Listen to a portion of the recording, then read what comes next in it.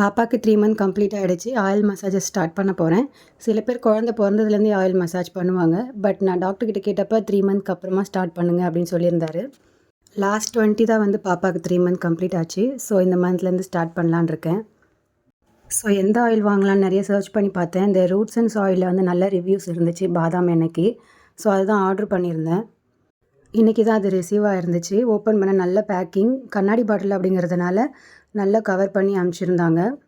என்னோடய பெரிய பொண்ணுக்கும் சேர்த்து 2 பாட்டிலாக நான் வந்து ஆர்டர் பண்ணியிருந்தேன். சின்னது தான் வாங்கியிருக்கேன் 25 ml.